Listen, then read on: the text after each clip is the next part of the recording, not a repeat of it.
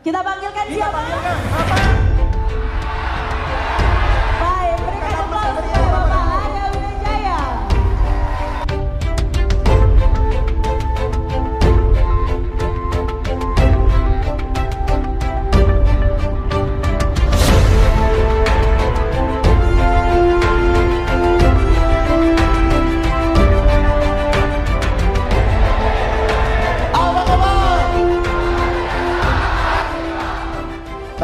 Bapak Ibu, perkenalkan, nama saya Arya Wijaya.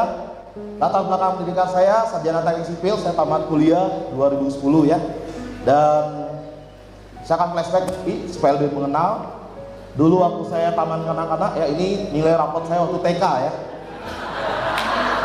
Ya, jadi ini ada CAU 1, CAU 2, CAU 3. Nah, di sini Bapak bisa lihat nilainya, saya bukan orang yang pintar Bapak sekalian ya.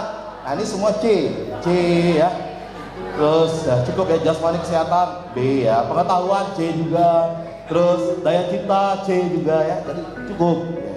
Terus CAU kedua juga sebanyak C-nya, CAU 3 juga banyak C-nya. Di sini sampai orang tua saya tidak mau tahan tangan bos kalian, karena saking malunya gitu. Tapi saya baru sadar hari ini maksud dari nilai C dari rapot TK saya, ternyata ini ciri-ciri kronagensi ya. Oke. Bapak Ibu, siapa yang waktu taman kanak-kanak ada nilai C-nya katanya? Oke, Anda kron agensi berikutnya. Jadi kita sama ya, sama ada nilai C ya. Oke, ini dulu waktu saya bekerja ya, di perusahaan elektronik. Beda ya, dulu sama sekarang. Ini kurus banget nih. Waktu itu saya ditarget jualan televisi 4 miliar per bulan, bos kalian ya, sebagai supervisor.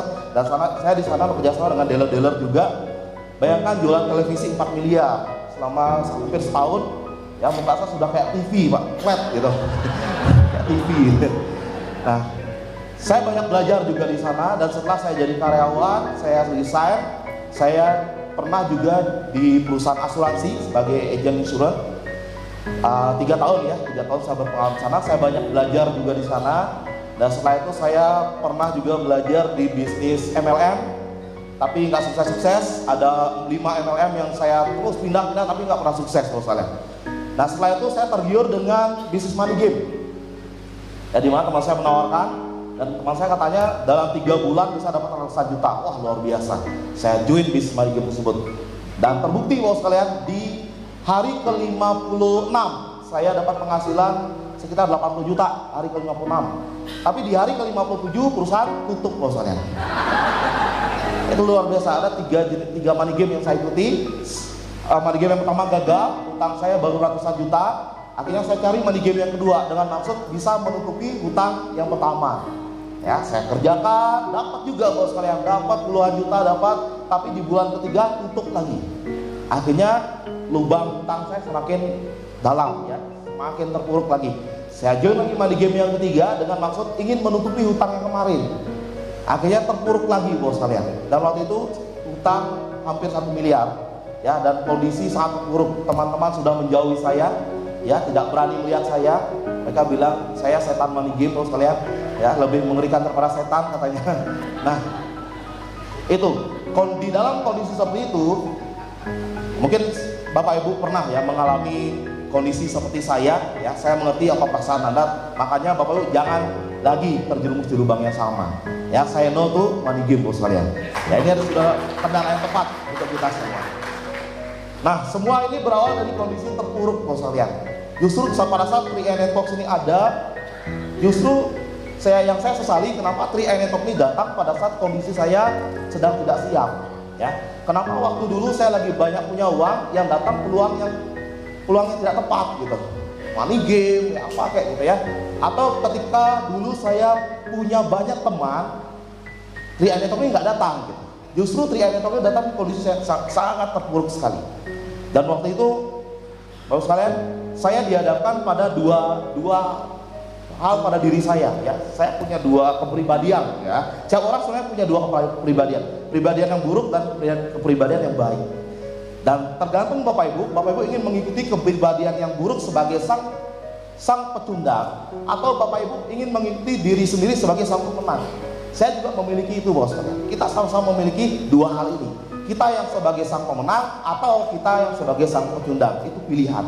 Karena yang namanya sebuah kondisi, kita tidak bisa kontrol kondisi yang datang pada kita. Tapi yang kita bisa kontrol adalah sikap kita. Sikap kita mau pilih mau sikap sebagai pemenang atau pecundang. Nah, dalam kondisi terpuruk seperti itu, saya dihadapkan pada dua pilihan. Apakah saya terus merasa bersalah, trauma terhadap masa lalu, dan dendam dengan orang-orang yang telah menipu saya, yang akhirnya sampai saat ini pun kalau saya mengikuti sikap saya si penyundang ini, mungkin sekarang saya tidak jadi Crown Agency, bos kan? Ya. Nah, beruntungnya waktu itu saya memilih sikap ini. Saya memaafkan masa lalu saya, ya, diri sendiri dan orang lain saya maafkan dulu, dan saya fokus ke depan. Saya harus melakukan sebuah perubahan. Dan akhirnya waktu itu saya berdoa pada Tuhan, Tuhan tolong berikan saya sebuah peluang. Saya ingin bangkit lagi. Ya. Dan akhirnya saya datang ke Mbah Dukun, bos kalian. Yang Mbah Dukun internasional, namanya Mbah Google. Di sana saya searching pertama saya tulis cara cepat kaya, enter. Yang keluar money game semua, Pak. Wah, ini bagus. Nah, saya searching lagi. Kemarin saya berpikir ya, dulu saya sempat berpengalaman jadi agent insurance. Saya pengalaman di MLM juga. Kalau seandainya dua konsep ini dijadikan satu, ini luar biasa. Tapi masalahnya dulu nggak pernah ada gitu. Siapa tahu sekarang ada. Saya searching lah waktu itu ya, MLM plus asuransi. Saya klik, keluarlah video, bos kalian. Ya, waktu itu videonya dari leader dari Jakarta, waktu itu ya. Ada video, saya tonton. Wah, ini luar biasa. Ini video ini betul-betul saya pelajari dan betul-betul saya cari referensi dari Google, dari YouTube, dan saya betul-betul tertarik ingin bergabung. Tapi masalahnya waktu itu saya tidak punya uang sama sekali. Untuk uang 30.000 saja itu sangat berharga bagi saya, bos kalian, waktu itu. Karena kondisi sangat terpuruk. Dan akhirnya saya tidak bergabung waktu itu karena tidak punya uang, tapi saya ingin sekali bergabung. Sebelum saya bergabung, saya tawarkan teman-teman saya waktu itu. Saya tawarkan, orang yang pertama yang saya tawarkan di sini ada ya, Bapak Dodi Boka, luar biasa Bapak Dodi ya. Itu orang pertama. Dia juga korban saya di money game yang kemarin. Beliau baru masuk dan juga rugi ratusan juta juga. Bonusnya nggak keluar, Pak Dodi ya. Dan akhirnya saya ajak beliau. Saya presentasi, saya buka laptop saya buka, dia tutup laptop saya. Katanya, stop, jangan tawarkan saya yang gini-gini lagi. Wah, kamu ini seharusnya bertobat seharusnya. Ya, gitu ya. Saya ditolak, bos kalian. Nah, setelah Pak Dodi saya tawarkan pacar saya yang sekarang istri saya tawarkan, saya ajak nonton videonya. Dia tonton, pandangannya kosong, bos kalian. Saya tanya, gimana? Saya udah antusias. Aku nggak ngerti loh, nggak ngerti. Terus kamu ngertinya apa? Gini, kamu jadi nggak nikahin aku? Soalnya kondisi kita terpuruk kayak gini, aku ragu nih kamu jadi nikahin aku nggak? Gitu. Jadi pikirannya ke sana gitu. Nah, akhirnya saya belum join waktu itu, dan saya tawarkan semua teman-teman saya, bos sekalian. Ya, Rian ini hadir saat kondisi saya yang sangat terpuruk. Nah, ini ya. Akhirnya saya ketemu dengan Bapak Sanjaya ya, yang sekarang Gold Agency. Nah, tapi sebelumnya yang nolak saya pertama itu sekarang Gold Agency, Bapak Dodi Boka, luar biasa. Terus yang nggak ngerti itu isi saya sekarang Gold Agency juga. Oke. Nah, pada saat bulan Mei saya bergabung waktu itu ya, saya sambil kumpulkan uang beberapa dari 10.000, 20.000. Akhirnya ada Bapak Sanjaya yang waktu itu saya prospek juga dan memutuskan untuk bergabung, tertarik ya, tapi saya waktu itu belum join. Akhirnya saya ajak beliau ke kantor CHR Denpasar. Nah, sampai di kantor CHR Denpasar, lalu saya ketemu dengan admin. Nah, di sana saya tanyakan tentang Krian Network ini, tapi karena programnya baru, bos kalian, si admin ini belum paham ya, belum paham, dan akhirnya saya hanya minta ID-nya saja dan saya langsung bergabung.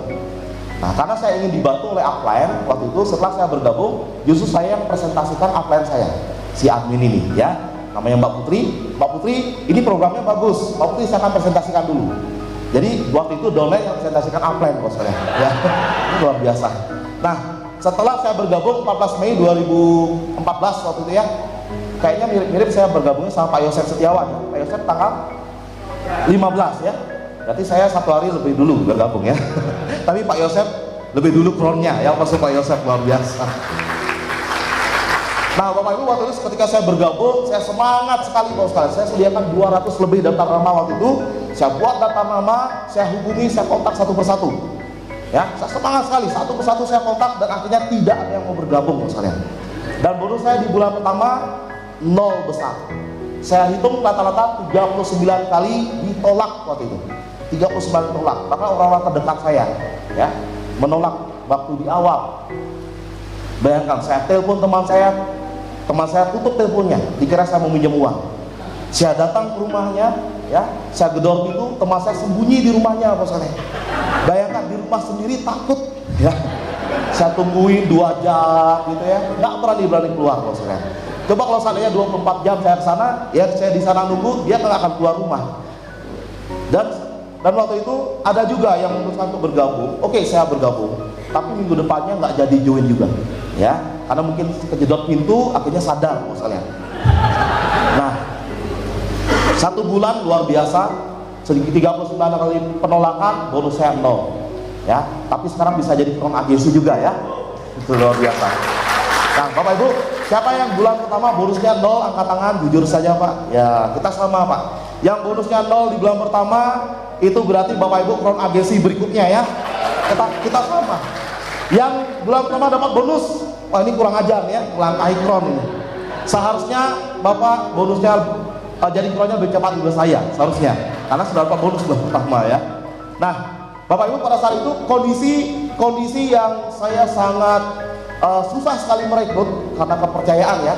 Mungkin banyak orang yang mengatakan, Pak Arya sih pengalaman di asuransi punya, pengalaman di MLM juga ada, pengalaman di Manigem juga ada, wajar bisa sukses ya. Bapak Ibu, justru dengan pengalaman pahit seperti itu sebenarnya susah sekali kita untuk merekrut orang, Bos kalian. Kenapa? Karena nama kita sudah tercoreng ya, sudah tercoreng. Lebih enak Bos kalian ya, Bapak Ibu orang dia tidak punya pengalaman sama sekali, kertas putih ya. Jadi Bapak Ibu orang lihat Anda masih positif. Ya, saya di Bali orang lihat saya itu negatif Bos kalian. Ya, lebih mengerikan dari setan. Dia bilang setan MLM saya. Nah, tapi saya tetap dihadapkan pada 2 hal ini.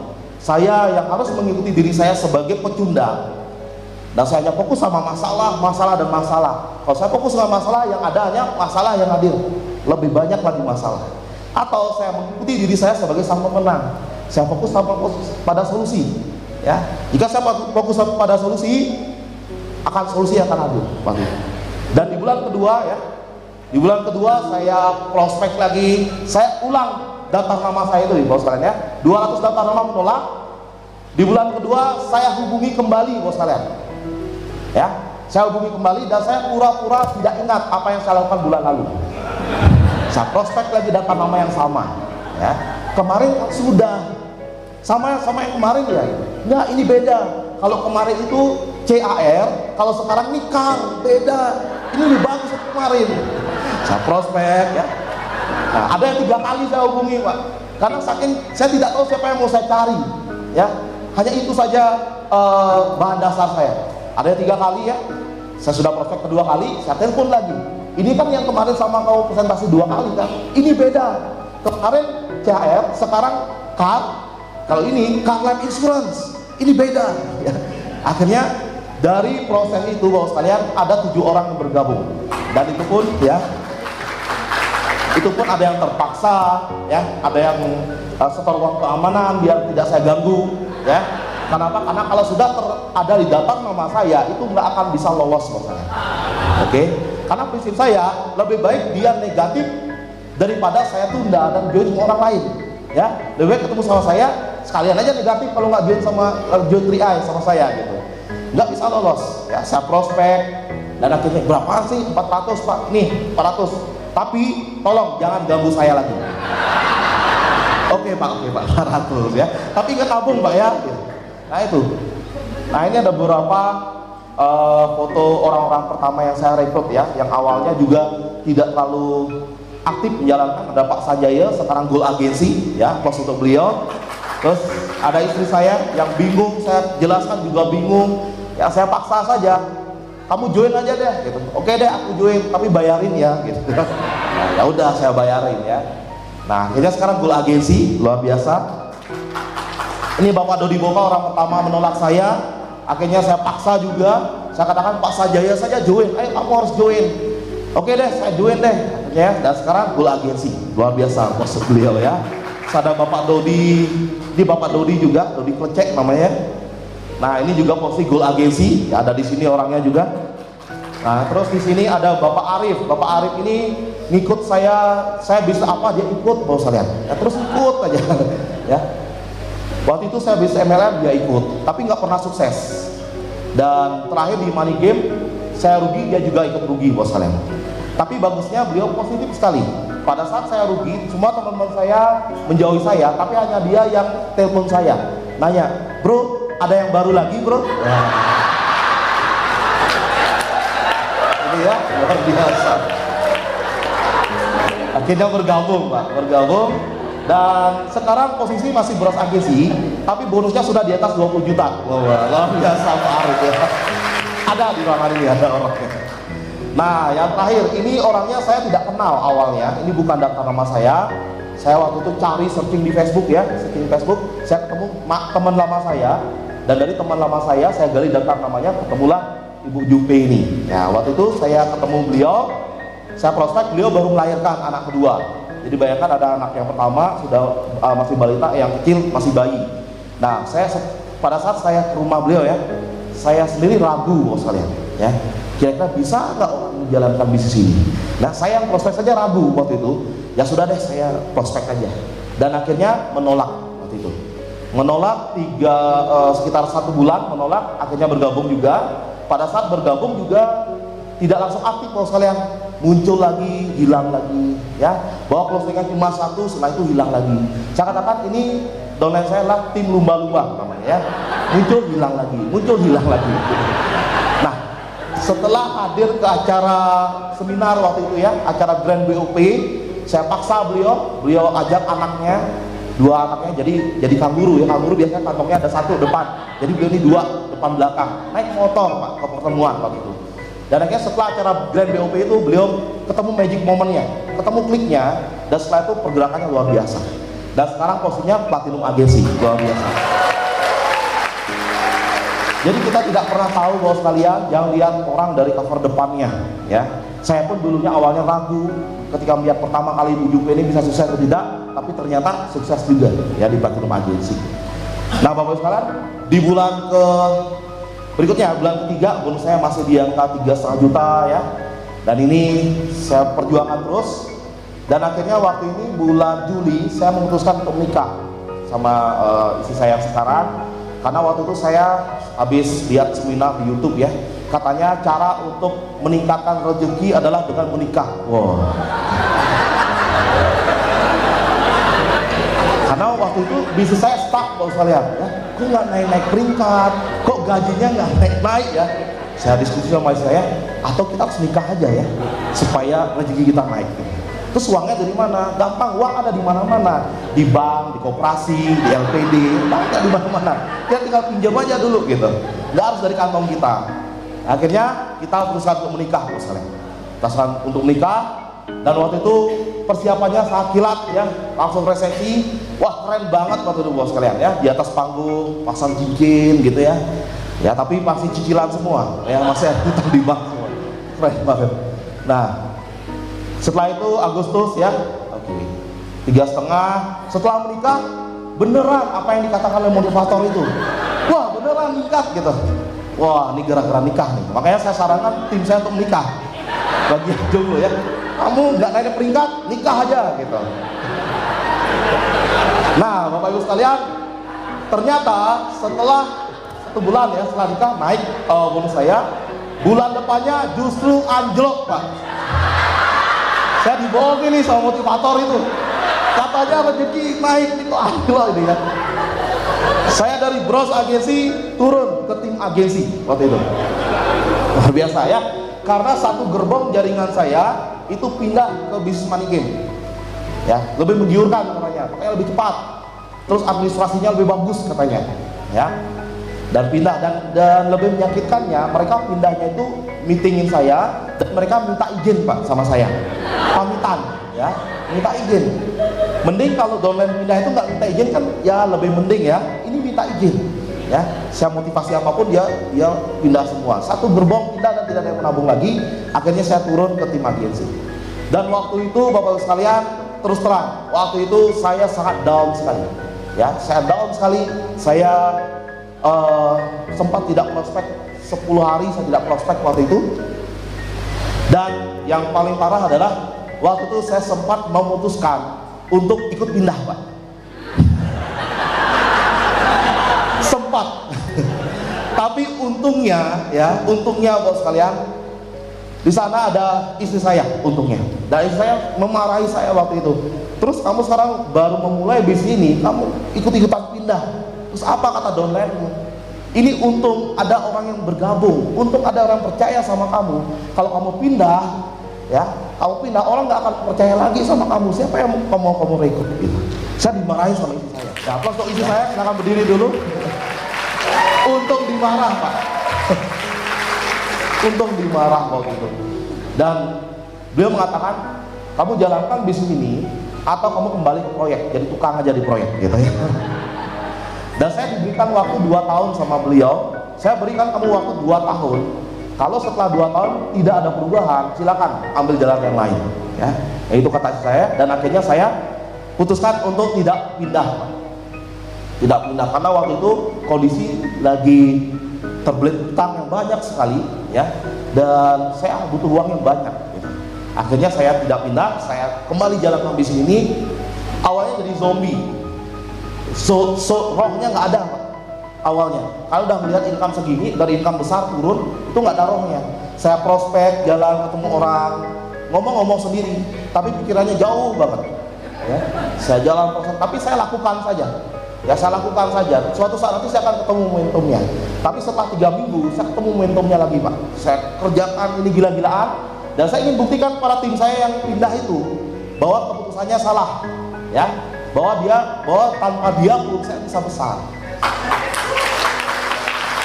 Akhirnya Bapak Ibu sekalian ya saya kembali lagi mengikuti 2 pribadian saya ini ya. Saya yang sebagai pecundang, apakah saya akan menyerah karena sudah banyak yang berhenti waktu itu Bapak Ibu, banyak sekali.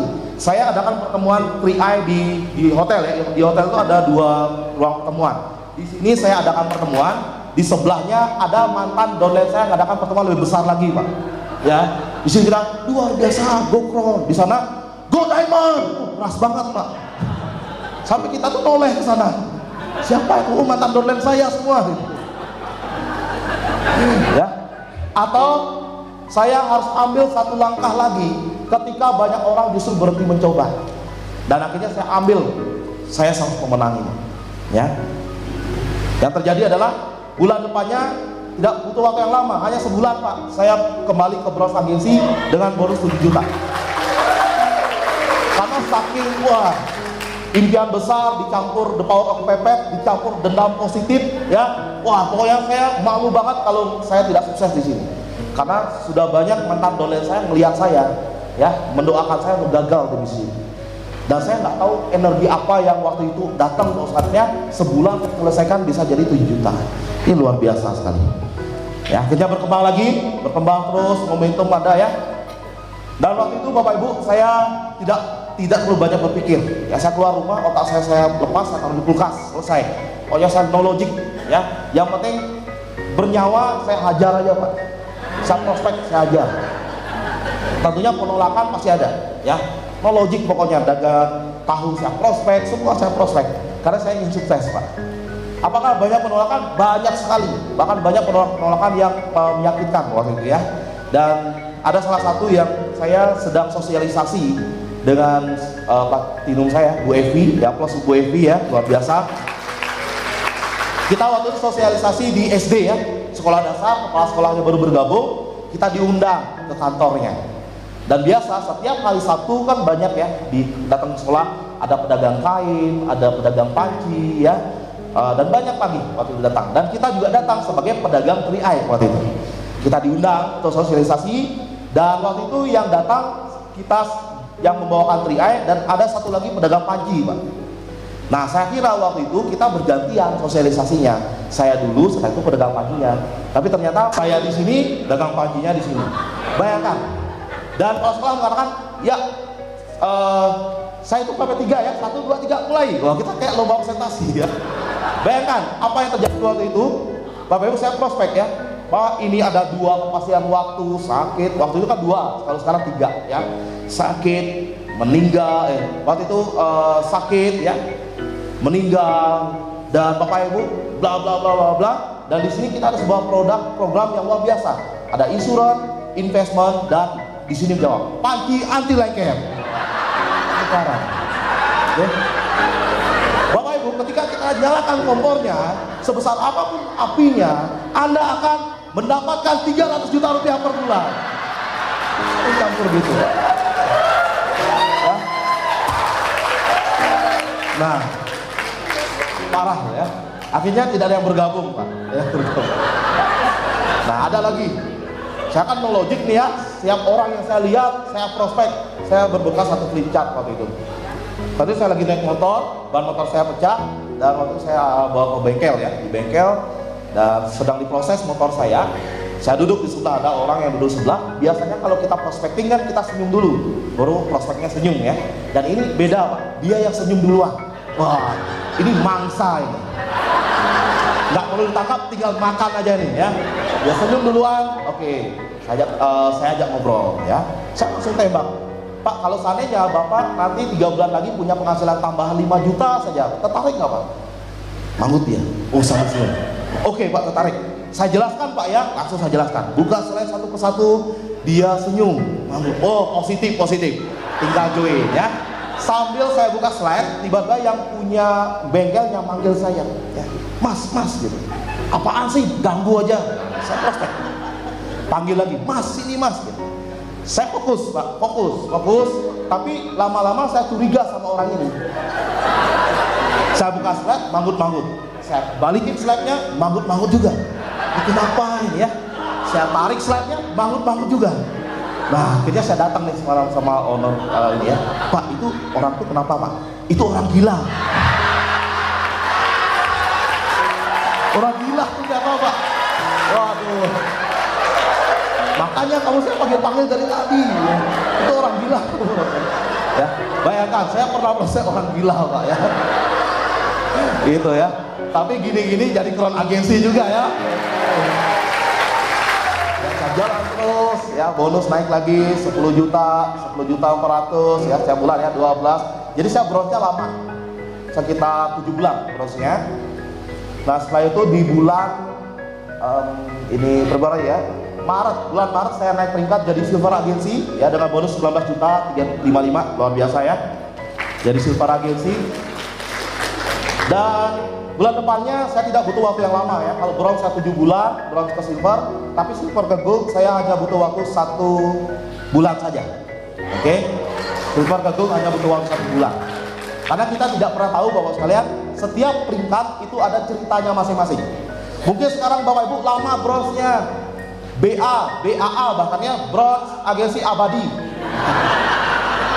Ya, lama bronze-nya, tapi belum tentu dari silver ke gold juga lama, Bapak sekalian. Setiap peringkat punya ceritanya masing-masing ya. Gold, kalau saya katakan kalau udah gold ini sudah kita mulai terperangkap ke zona nyaman ya. Income 30 juta, wah nyaman banget, Pak. Nah, di sini godaannya juga, Bapak sekalian. Tim kami ya, ada beberapa tim juga yang mereka ketika gold agensi ya nyaman juga hidupnya ya. Pakainya udah 30 juta sudah cukup lah gitu kan. Akhirnya nggak mau ke platinum, nggak mau ke titanium, nggak mau ke crown, Bos sekalian. Cukup di 30 juta ya. Nah, Bapak Ibu, tantangannya adalah ketika kita dalam kondisi seperti itu, ya kita punya 2 pilihan. Kita mau ikuti kita sebagai si pecundang, selalu berada di zona nyaman dan aman, atau kita pilih kita harus keluar dari zona nyaman, Bos. Kenapa? Karena sukses itu ada di mana? Sukses itu ada di luar zona nyaman kita. Ya. Kalau Bapak Ibu ingin sukses dan ingin berubah, keluar dari zona nyaman itu. Karena patokannya adalah Bapak Ibu, kalau ingin kita berubah ya, itu siklusnya setiap 5 tahun sekali perubahan dalam diri kita. kalau Bapak Ibu setiap 5 tahun ya, kita ingat 5 tahun yang lalu. Kalau Bapak Ibu 5 tahun yang lalu sama sekarang itu kondisinya sama, berarti Bapak Ibu tidak melakukan sebuah hal yang di luar zona nyaman Anda. Ya, 5 tahun lagi apa yang terjadi? Kalau Bapak Ibu tetap melakukan hal yang sama, saya yakin sekali kita tidak perlu dukun Bapak sekalian. Bapak Ibu sudah bisa tebak 5 tahun lagi kondisinya pasti sama. Ya, pasti sama seperti sekarang. Caranya adalah bagaimana cara supaya kondisinya berbeda, lakukan hal yang berbeda. Lakukan hal yang di luar zona nyaman kita. Kalau di luar zona nyaman kita, kira-kira nyaman nggak? Nggak nyaman Bapak sekalian. Kadang-kadang kita kecewa, marah, kadang-kadang kita merasa sakit, capek, lelah, down. Tapi itulah di luar zona nyaman kita. Ketika Bapak Ibu lakukan itu, saya yakin sekali 5 tahun lagi kondisi Anda akan berubah, Pak. Ya, akan berubah. Karena orang luar biasa itu tidak mau melakukan apa yang orang biasa lakukan. Dia tidak akan mau. Ya, orang yang biasa, ya mereka akan melakukan hal yang biasa. Tapi orang luar biasa akan melakukan hal yang luar biasa. Dan hasilnya pasti akan luar biasa juga, Bos. Ya, itu sekilas tentang perjalanan saya menuju Crown Agency. Ya, di mana sebuah proses yang ada harga yang harus kita bayar. Karena di sini kita tidak menjanjikan Bapak Ibu join di bisnis ini, Bapak Ibu diam, dapat uang, tiba-tiba kaya, ya tidur tiba-tiba kaya, tidak. Harus ada harga yang harus dibayar, Bos sekalian. Dan pada hari ini mungkin saya mendapatkan tugas untuk membawakan materi tentang attitude, ya, tentang sikap. Yang saya yakin sekali sebenarnya Bapak Ibu adalah orang-orang yang luar biasa. Anda adalah leader semua, ya. Ini adalah materi standar biasanya, ya. Dan saya yakin sekali Anda sebenarnya sudah bisa tentang sikap ini. Nah, saya hanya mengingatkan kembali Bos saya. Dan pada hari ini saya juga tidak bermaksud untuk mengajari Anda, kita sama-sama belajar. Anggap saja ini sebagai laboratorium, ya. Saya sebagai asisten dosennya, kita belajar sama-sama, percobaan sama-sama, dan kita petik ilmunya sama-sama di sini. Dan Bapak Ibu jangan ambil konsultasi langsung di atas panggung. Ya, Bapak Ibu silakan setelah bertemu materi saya ini silakan konsultasikan ke leader Anda masing-masing. Cocokkan dengan program-program leader Anda masing-masing. Oke. Nah, sikap Bapak Ibu mungkin ya sering dijelaskan oleh leadernya 95% penentu kesuksesan di bisnis ini adalah impian dan sikap. Yang membuat kita sukses, yang membuat kita gagal itu sikap, Bos sekalian. Nah, mengapa sikap itu sangat penting, Bos sekalian? Dari survei ya, dari survei saya melihat pergerakan kita dalam bisnis ini, Bapak Ibu, dari baru pertama kali bergabung dari agensi ke posisi bronze agensi, sebenarnya Pak butuh sikap nggak? Butuh sih, tapi nggak terlalu butuh sikap. Yang penting Bapak Ibu kerja keras saja, barbar aja Pak. Kerja keras, prospek, rekrut, prospek ditolak, prospek join, akhirnya bronze gitu. Tapi setelah posisi bronze agensi, akan ada satu hal yang akan menentukan apakah bisnis Anda naik atau turun grafiknya, ya, yaitu sikap. Kalau sikap Anda tidak bagus, maka ini akan mempengaruhi bisnis Anda. Omset turun, ya, atau detox, tingkat detox atau dan lain-lain. Itu yang saya alami, Bos sekalian. Tapi kalau sikap Anda naik grafiknya, ini akan diikuti oleh bisnis Anda. Oke, jadi ini sebenarnya bisnis attitude, bisnis sikap. Kalau sikap Anda benar dan baik dan bagus, bisnis Anda akan mengikuti, Pak. Ini sudah pasti rumusnya. Dan ini juga ya, antara omset bisnis dan karakter itu satu garis lurus, sejajar. Ini sebuah kepastian ini. Omset bisnis sama karakter atau sikap satu garis lurus. Ya mungkin Bapak Ibu pernah merasakan di awal join di bisnis ini pergerakan omsetnya naik ya, meroket gitu, tinggi banget. Tapi setelah itu pergerakan omsetnya tidak seperti di awal. Kenapa bisa seperti itu? Ya karena sikap kita atau karakter atau leadership kita yang menentukan. Seperti ini ya. Mungkin di awal omset bisnis Anda naik seperti ini. Tapi karakter atau sikap kita tidak mau ikut naik seperti omset kita. Yang terjadi adalah omset bisnis kita akan mengikuti sejajar dengan karakter atau sikap kita. Hati-hati ya. Dan ini sudah pasti terjadi, Bos sekalian. Makanya ketika Bapak Ibu Bergabung di bisnis ini, omset yang naik drastis, meledak gitu ya. Bapak Ibu dituntut bagaimana caranya supaya sikap Anda juga harus naik grafiknya. Supaya apa? Supaya omset Anda mengikuti karakter atau sikap Anda. Oke. Nah, Bapak sekalian, ada beberapa sikap yang perlu kita perhatikan untuk bisa sukses di bisnis ini. Yang pertama, sikap terhadap perusahaan. Ya, apakah Bapak Ibu melihat CHR ini hanya sekedar perusahaan yang menguntungkan Anda sendiri, atau apakah Bapak Ibu melihat CHR ini hanya sekedar perusahaan tempat Bapak Ibu hinggap sementara untuk mendapatkan penghasilan tambahan gitu? Atau Bapak Ibu merasa memiliki perusahaan ini dan menjaga perusahaan ini, bos sekalian? Ya, sikap terhadap perusahaan. Apa saja poin-poin penting dalam sikap terhadap perusahaan ini? Yang pertama tentunya Bapak Ibu harus menjaga nama baik perusahaan. Dengan cara apa? Dengan cara memberikan penjelasan dan pelayanan yang tepat. Oke. Tidak hanya sekedar kita berorientasi pada omset saja. Wah, ini saya harus ledakan omset, nanti urusannya belakangan aja deh. Ini saya presentasi supaya omset meledak, kita buat presentasi jaminan aja ya. Bapak join, Bapak dijamin sukses, atau investasi Bapak 5 tahun lagi pasti akan besar, dijamin. Mungkin Anda akan gampang sekali untuk merekrut, bos sekalian, karena ini bisnis gampang banget merekrutnya. Bapak Ibu rekrut 100 orang sebulan pun bisa ya. Dengan cara yang tidak benar bisa rekrut 100 orang, atau buat omset 100 juta sebulan pun bisa. Tapi yang kita pikirkan adalah Bapak Ibu mau jadi crown-nya hanya sebulan 2 bulan, atau mau jadi crown-nya 10 tahun 20 tahun. Mau jadi crown jangka pendek, jangka panjang? Jangka panjang, Pak. Kita berpikir ini jangka panjang, bukan sekedar untuk makan besok saja, tapi bagaimana caranya supaya bisnis Anda bisa stabil 10-20 tahun. Caranya adalah Bapak Ibu bangun fondasi yang kuat. Yang kedua, sikap kita terhadap sistem 3i Networks, di mana 3i Networks ini sebuah program yang diluncurkan di tahun 2014 ya. Bapak Ibu, mungkin Bapak Ibu ada yang pernah berpengalaman di bisnis asuransi, ada juga berpengalaman di bisnis MLM.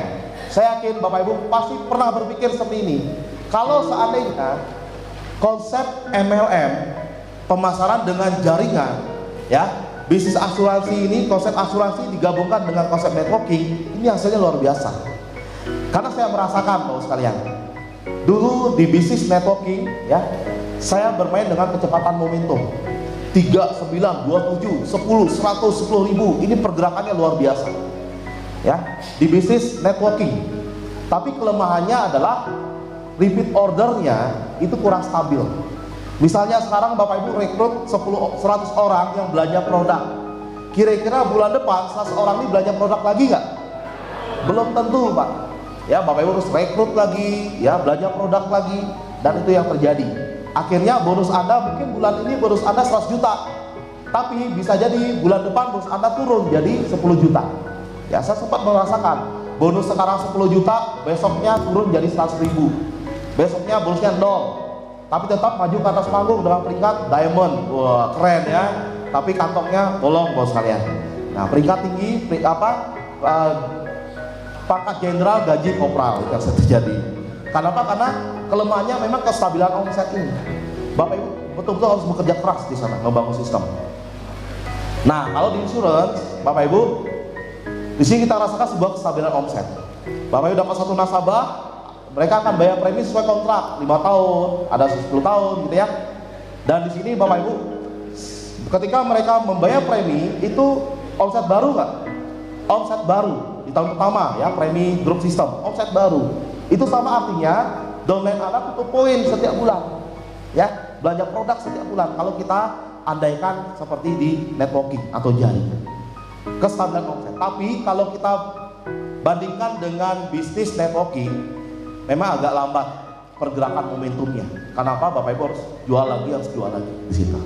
Nah, 2014 ini ada sebuah konsep yang sangat luar biasa, menjadi pionir, bos sekalian, menggabungkan antara network marketing dan insurance, gabung jadi satu. Saya katakan ini keajaiban dunia ke-8, Pak ya. Kenapa? Karena program ini luar biasa dahsyat sekali. Belum pernah saya menemui program seperti ini ya, belum pernah, dan Anda sudah merasakan manfaatnya. Bonus stabil Pak, 250, 300, 200 juta sampai 300 juta stabil. Makanya kalau ada orang tanya ke saya, Pak, gimana rasanya jadi crown agency? Saya jawab biasa aja Pak. Kenapa biasa? Mungkin di awal saya terima bonus 200 jutaan. Wow gitu ya, wah 200 juta. Oh pokoknya saya sampai lompat-lompat di tempat tidur. Tapi bulan depan ditransfer lagi nggak? Transfer lagi. Lama-lama ditransfer terus, kita terbiasa nggak dengan bonus gitu? Terbiasa, makanya rasanya biasa aja Pak sekarang. Ya, rasanya biasa. Karena stabil Pak. Beda kalau sekarang transfer 200 juta, wow gitu ya. Besoknya transfer 10 juta. Well ya. Nah besoknya lagi, bulan depannya transfer lagi 200 juta, wow lagi. Jadi nggak biasa Pak. Kalau di sini biasa. Nanti Anda akan merasakan Pak, terbiasanya jadi crown agency ya, biasa. Nah itu 3i Talks luar biasa. Nah Bapak Ibu, sikap terhadap sistem 3i kita adalah Bapak Ibu memiliki komitmen dan integritas terhadap sistem marketing plan kita. Jadi marketing plan kita ini luar biasa Pak. Saya berterima kasih pada Pak Swendi, Pak Wancem, Pak Madri ya, Bapak Madri namanya. Saya terima kasih sekali, berkat beliau. Seandainya tanpa beliau Pak, saya bukan apa-apa. Ya, kita patut berterima kasih sama beliau ya. Beliau penyelamat hidup saya.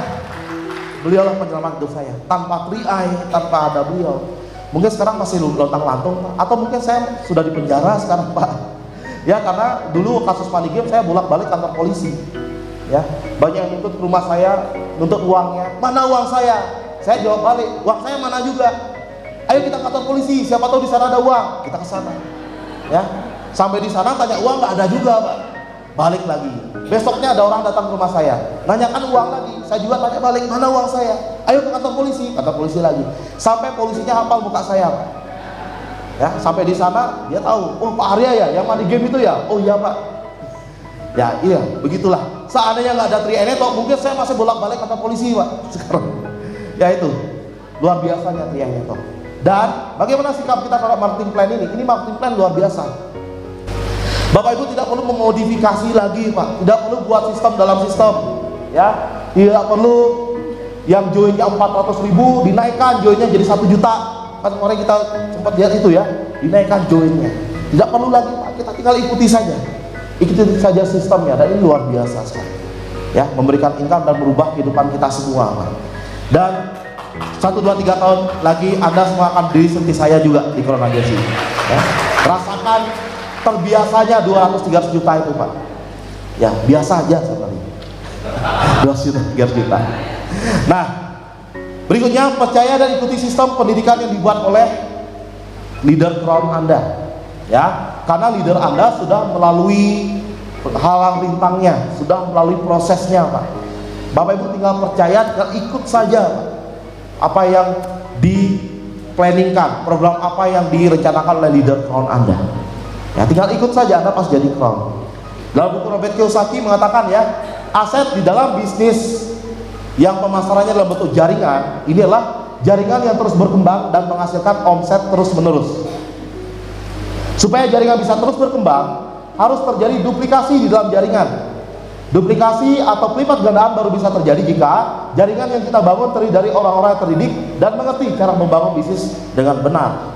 Dan kita sudah belajar dengan Pak Arya Setiaki tadi ya di awal, bagaimana membangun bisnis dengan benar, bagaimana kita menghasilkan orang-orang yang terdidik Pak, dengan cara kita menjadi leader yang benar, bukan leader yang baik.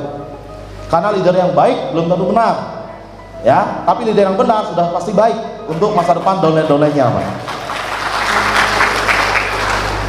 Nah, saya akan sambungkan apa itu cash flow quadrant dengan aktiviti kita di bisnis ini. Mungkin Anda semua sudah baca buku cash flow quadrant ya. Nah, makanya Bapak Ibu sudah jadi bros lagi. Saya nggak percaya Bapak Ibu nggak baca ini, oke?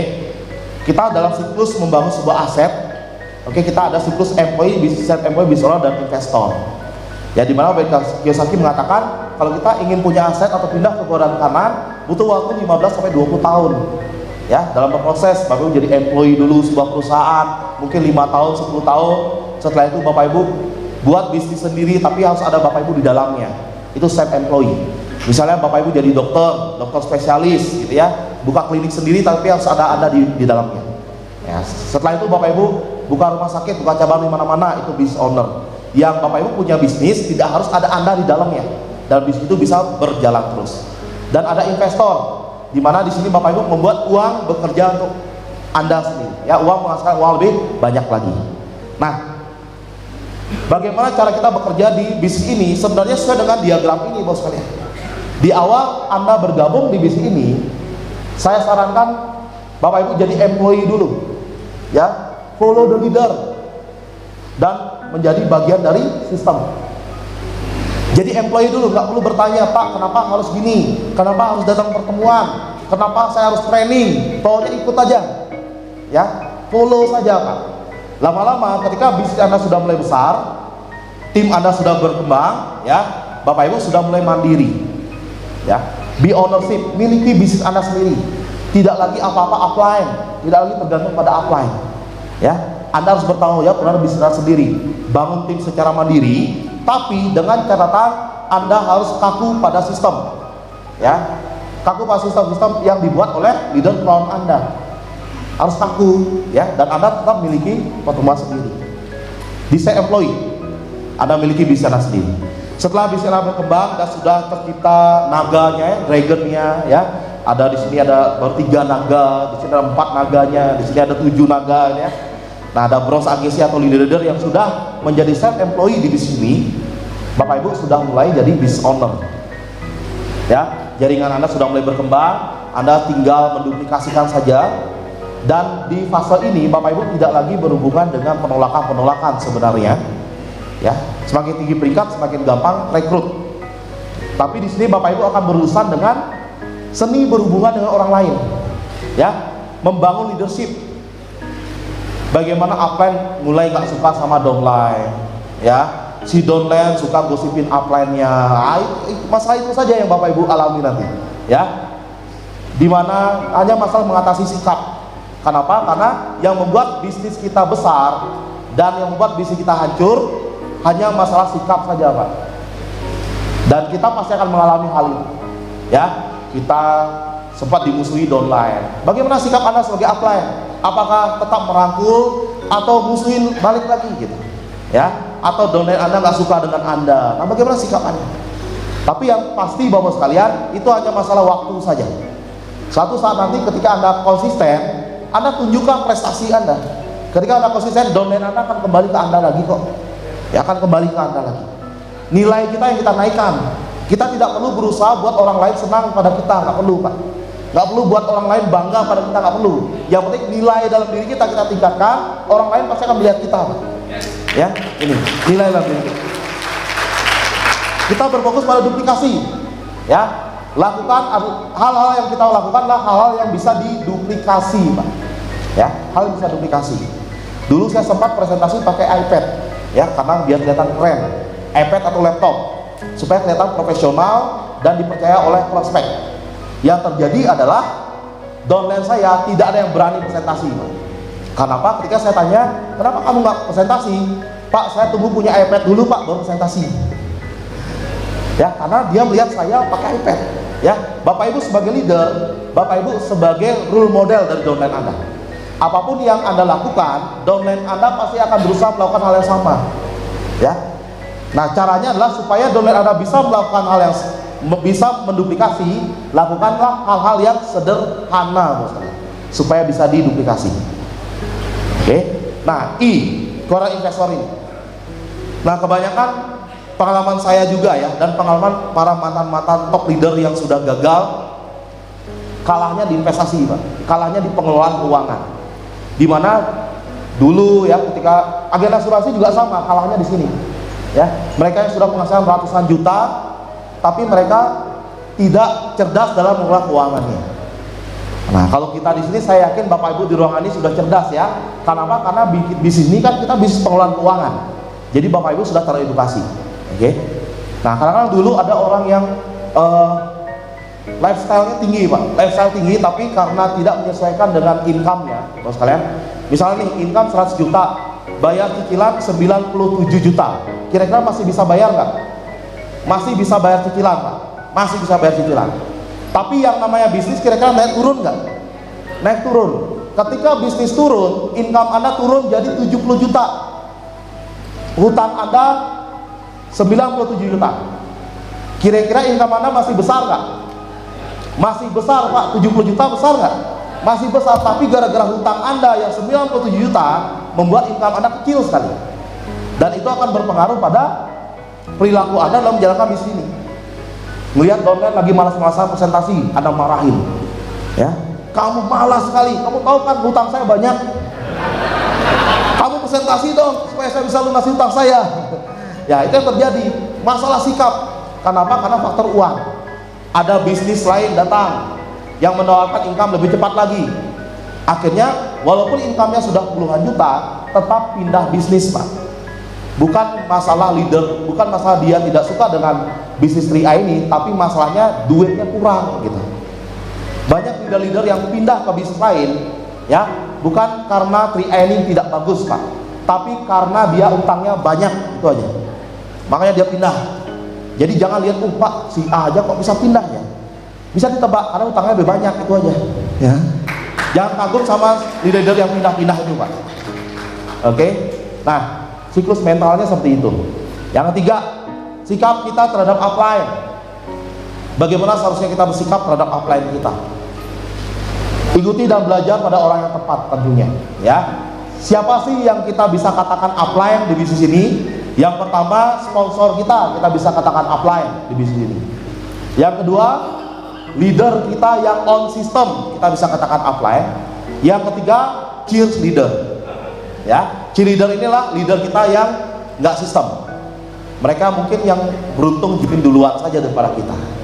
Oke, siapa yang kita ikuti Pak? Leader kita yang on system.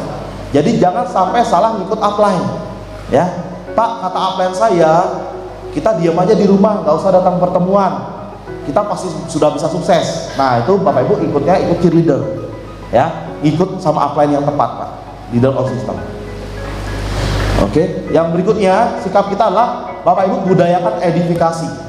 Ya, walaupun upline Anda seorang mahasiswa atau upline Anda seorang siswa SMA misalnya, tapi Bapak Ibu tetap harus berikan postur pada upline Anda. Edifikasi.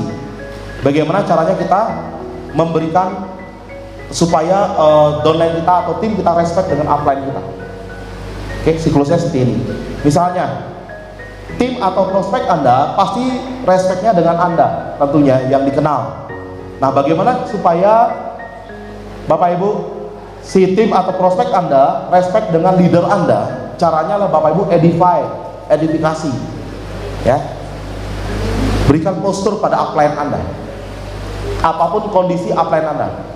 Walaupun upline Anda ketika maju ke panggung nggak bisa ngomong di atas panggung, gugup, ya, keringetan sampai keringetannya sebesar jagung gitu ya, nggak apa-apa Pak, kita edifikasi, kita kasih power. Karena apa? Di bisnis ini Bapak Ibu kerja tim, ya, kita kerja tim misalnya. Semakin power upline Anda semakin besar, ya, upline Anda tinggal ngomong dikit aja nanti ketika closing, ya, kamu join ya, pasti join. Kenapa? Karena edifikasi. Ketika dalam sebuah pertemuan upline Anda maju ke panggung, ya, Anda kasih tepuk tangannya antusias Pak, antusias, Anda teriakin kalau perlu, ya. Kenapa? Karena itu akan memberikan power pada upline Anda ketika bicara di depan. Bayangkan kalau seandainya upline Anda bicara di depan, Anda mukanya manyun, ya, ada kata-kata yang salah dikit, wow, gitu ya. Kira-kira upline Anda keluar nggak idenya? Nggak keluar Pak, malah menciut, ya. Nah, jadi Bapak Ibu betul-betul kita edifikasi, berikan power pada upline Anda, siapapun upline Anda Pak. Yang penting syaratnya adalah upline yang sistem. Itu yang kita berikan edifikasi. Kalau upline yang nggak sistem gimana Pak? Kalau Bapak Ibu mengedifikasi upline yang tidak sistem, yang terjadi downline Anda akan ngikut ke upline yang nggak sistem Pak, dan itu jadi bumerang bagi Anda. Nah, bagaimana caranya supaya Anda jadi upline yang akan terus diedifikasi? Anda harus jalankan bisnis on system. Nah, jangan keluar dari sistem misalnya. Nah, berikutnya sikap kita terhadap upline. Anda harus sering konsultasi, ya. Kenapa konsultasi penting? Karena Bapak Ibu butuh goals seperti yang dijelaskan di awal tadi, ya. butuh arahan jalankan bisnis supaya Bapak Ibu tidak jadi zombie ya, prospek tapi nggak punya arahan dan Bapak Ibu tidak tahu kapan akan naik peringkat. Nah, Bapak Ibu butuh goals. Nah, konsep atau teknis konsultasi ya ada 3 jenis. Yang pertama, konsultasi dengan upline dalam satu garis sponsorisasi. Ya, Bapak Ibu harus tahu nih leluhur-leluhurnya di 3i. Ya, siapa gitu yang di atas upline-nya siapa harus tahu supaya Bapak Ibu tahu mau konsultasi sama siapa gitu. Jangan konsultasinya ke sebelah ya, jangan konsultasinya ke crossline. Kalau kerjasama oke, tapi kalau konsultasi yang tahu bisnis Anda adalah upline Anda, bukan crossline Anda. Bahaya kalau konsultasi ke crossline kalau sekalian. Ya, misalnya nih curhat nih, omsetmu naik atau turun? Omsetku turun loh, ini. Sama nih, omsetku turun. Terus gimana? Ayo kita pindah aja yuk. Nah, pindah jadinya. Nah, bahaya Pak. Konsultasi naik ke atas. Ya. Yang kedua, semakin dekat jarak Anda dan apa yang Anda konsultasikan, semakin efektif. Misalnya, Pak, saya ingin jadi crown. Saya hanya mau konsultasi sama crown aja deh, supaya bisa jadi crown. Bisa Pak, bisa konsultasi dengan crown langsung. Tapi Bapak Ibu bisa bayangkan, jaringan si crown ini kan bisa puluhan ribu Pak. Bisa jadi Anda hanya bisa ketemu di pertemuan saja, dan ini tidak efektif. Makanya carilah leader atau upline Anda yang dekat. Dengan syarat yang penting upline Anda sistem. Yang kedua, yang penting upline Anda sudah konsultasi. Kalau upline Anda belum konsultasi dan Anda konsultasi sama upline Anda, apa yang mau dikonsultasikan? Ya, sama-sama buta gitu, sama gelap nanti. Nah, jadi pastikan sebelum ada konsultasi dengan upline Anda tuntut upline Anda. Pak, saya mau konsultasi. Bapak sudah konsultasi belum? Nah, ya, supaya apa? Supaya upline Anda mau konsultasi juga gitu. Oke, makin dekat jarak semakin efektif. Yang ketiga, minimal 1 bulan sekali. Pak, kapan sebaiknya saya mau harus konsultasi? Minimal 1 bulan sekali Anda konsultasi. Kalau dalam satu periode saja Anda tidak konsultasi, saya yakin sekali Pak, bisnis Anda nggak akan kemana-mana. Anda butuh konsultasi. Dan saya yakin upline Anda itu pasti mau menerima Pak konsultasi. Itu Bapak Ibu memberikan sinyal pada upline Anda bahwa Anda mau aktif. Nggak mungkin upline Anda nggak mau Pak. Apapun kondisi upline Anda sekarang, ya, misalnya Bapak Ibu mau datang ke upline Anda lagi down banget ya, jaringan Anda 3 jalur misalnya ya, ada downline jaringan 3 jalur rontok misalnya, ada down, Anda nelpon upline Anda sambil nangis, tolong saya hampir mati di bisnis ya, tolong saya pengen konsultasi. Nah, akhirnya upline Anda, waktu itu upline Anda di rumah lagi dimarahin sama istrinya, gara-gara lupa bayar premi, bonusnya nggak keluar, jadi nggak bisa bayar cicilan, dimarahin. Nah, waktu itu kondisi upline Anda juga nggak bisa bayar cicilan motor, akhirnya motornya tarik juga, lagi terpuruk banget. Tiba-tiba terima telepon dari Anda, Pak, tolong saya Pak, tolong. Upline Anda bilang apa? Dia akan perbaiki posturnya. Oke, jam 2 kamu datang ke rumah saya, mungkin saya bisa bantu solusinya. Padahal upline Anda lagi susah juga Pak, ya. Nah, ketika datang ke rumah Anda, upline Anda dengan bijaksananya, kamu seharusnya seperti ini, hidup adalah proses, bla bla bla, ya. Kamu kesini, nanti kamu turun ke jaringan ini, nanti saya akan bantu. Wah. Dan Anda dapat powernya Pak. Ketika Anda pulang dari rumah upline Anda, ya, upline Anda kembali ke kamar, dimarahin sama istrinya lagi. Gimana nih Pak cicilan? Oke, aplaus untuk Anda semua dulu. Itu upline Anda luar biasa, ya. Aplaus lagi untuk upline Anda yang tulus membantu Anda Pak. Kita sebagai downline nggak tahu kondisinya seperti apa. Mungkin upline Anda habis nangis di kamar, kita datang ke rumahnya, oh rapi-rapi, ganteng, gagah Pak, ya. Nah, itulah upline Anda yang tulus. Nah, berikutnya minimal 1 bulan. Oke. Yang keempat, sikap kita terhadap downline kita. Bagaimana cara Anda bersikap terhadap downline Anda? Ya, bedakan antara kita jadi bos atau leader. Kalau bos biasanya dia perintah-perintah, ya. Kalau leader, ya, dia mengajak. Dan banyak lagi. Kalau bos biasanya memanfaatkan orang, ya, manfaatkan orang untuk bisnisnya. Tapi kalau seorang leader justru membangun manusianya, mengajak orang, ayo kita bangkit sama-sama. Kalau bos biasanya mengatakan saya terbaik, tapi kalau leader mengatakan kita yang terbaik. Semua ini adalah hasil dari kerja keras kita. Semua ini adalah hasil dari kerja keras tim, hasil dari upline, ya. Dan itulah sifat seorang leader. Ya, seorang bos hanya menerima penghargaan untuk diri sendiri. Tapi kalau seorang leader menghargai downline-downline-nya, Pak. Ya, memberikan penghargaan yang luar biasa ke downline-nya. Itulah beda antara bos dan leader. Dan saya yakin Anda di ruangan ini semua adalah seorang leader yang luar biasa. Nah, berikut terakhir, sikap kita terhadap diri sendiri. Nah, di sini tentunya Bapak Ibu sudah berada di perusahaan tempat, berada di sistem yang tepat, ya, berada di tim yang tepat juga. Dan yang terakhir menentukanlah diri sendiri. Apakah Bapak Ibu mau dan siap menjadi crown agency? Karena kalau kemampuan, saya yakin Anda semua pasti mampu. Yang membedakan adalah Anda mau atau tidak, gitu. Ya, mau atau tidak sesuai dengan sistem. Nah, ini yang pertama ya, sikap terhadap diri sendiri. Yang pertama, hindari menyalahkan orang lain dan kondisi. Apapun kondisinya yang terjadi pada diri kita, sebenarnya itulah refleksi, ya, hasil akibat perbuatan kita sendiri sebenarnya, bukan hasil dari orang lain. Hindari menyalahkan orang lain atau ya, hindari 3 penyakit kronis ini, menyalahkan orang lain atau kondisi. Kalau Bapak Ibu lebih fokus menyalahkan orang lain atau kondisi, yang ada hanyalah masalah yang datang, solusi tidak akan pernah datang, Bapak sekalian. Yang penyakit kronis berikutnya adalah jadi Superman. Ya, di awal Bapak Ibu join, Bapak Ibu ikuti leadernya, lama-lama Bapak Ibu sudah diajarkan oleh upline-nya, oleh leadernya, Bapak Ibu bisa pintar, lebih pintar daripada leadernya. Ketika Bapak Ibu sudah merasa lebih pintar daripada leadernya, Bapak Ibu mulai jadi Superman. Saya nggak butuh leader lagi. Saya bisa besarkan diri saya sendiri. Ya, itu Superman. Kalau di Bali kita namanya grup band, namanya Superman is Dead, Pak. Ya, makanya jangan jadi Superman. Kita di super team, kita kerjasama.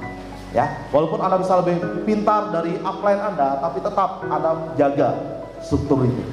Ya, karena Bapak Ibu tidak bisa kerja sendiri. 3 penyakit kronis berikutnya adalah terjebak zona nyaman. Ya, seperti tadi yang saya katakan ya, ketika Bapak Ibu sudah berada dalam posisi silver, gold, platinum, ini bonusnya luar biasa. Dan ini godaan besarnya adalah kita terjebak di zona nyaman. Ketika Bapak Ibu berada di lingkaran zona nyaman ini, Bapak Ibu tidak akan kemana-mana, Pak. Hati-hati, zona nyaman ini berbahaya dan bisa menjangkit siapa saja. Bahkan crown agency pun bisa terjangkit zona nyaman ini, Pak. Makanya tadi kita belajar dengan Bapak Arya Setiaki, goal kita tidak hanya sekedar 1 titik crown, tapi bagaimana kita punya goal lebih besar daripada itu, yaitu 4 titik crown dengan 1 miliar per bulan, Pak. Itu yang akan membuat kita keluar dari zona nyaman. Oke. Terakhir, memiliki mental juara.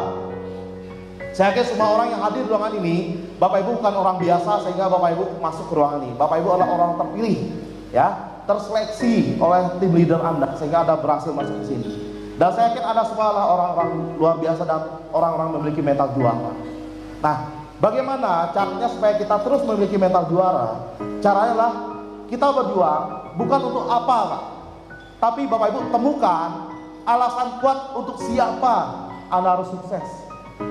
Itu energinya lebih besar daripada untuk apa saya sukses. Energinya akan lebih besar daripada untuk Anda untuk diri sendiri sukses. Tapi temukan alasan kuat itu. Untuk siapa Anda harus sukses, Pak. Untuk siapa. Dan hari ini saya ingin kita sama-sama berkomitmen. Saya ingin kita sama-sama mengambil sebuah keputusan untuk kesuksesan Anda, untuk orang Anda cintai. Bapak Ibu silakan berdiri, kita akan baca ini bersama-sama. Dan Bapak Ibu silakan ikuti saya. Isi tanda kosong ini ya, titik kosong ini dengan nama Anda. Silakan ikuti. Saya, sebutkan nama Anda. Saya, Arya Wirajaya, ingin mencapai kesuksesan di bisnis 3i. Saya, sebutkan nama Anda, ingin mencapai kesuksesan di bisnis 3i. Dan saya menyadari bahwa kesuksesan saya 100% adalah tanggung jawab saya. Oleh karena itu, saya akan mencurahkan seluruh pikiran, tenaga, dan usaha 100% untuk mencapai semua impian yang selama ini masih tertunda. Saya juga meyakini bahwa masa depan saya adalah sangat tergantung dengan apa yang saya investasikan hari ini dan apa yang saya kerjakan hari ini secara masif. Oleh karena itu, saya hanya akan memilih investasi dan tindakan yang makin mendekatkan saya pada impian saya.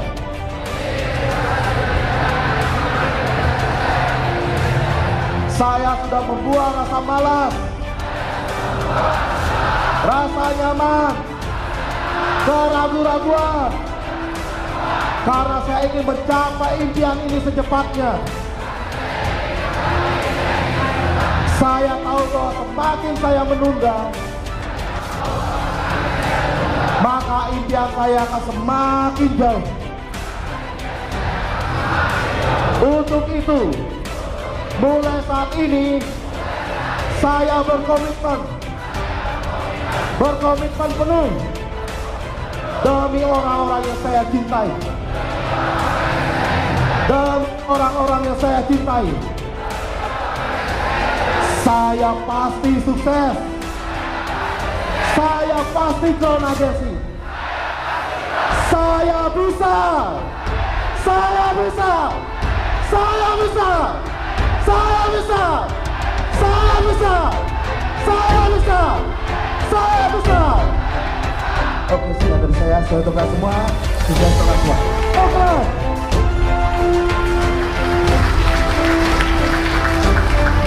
Oke, berikan aplaus yang meriah untuk Bapak Arya Dika Jaya. Baik.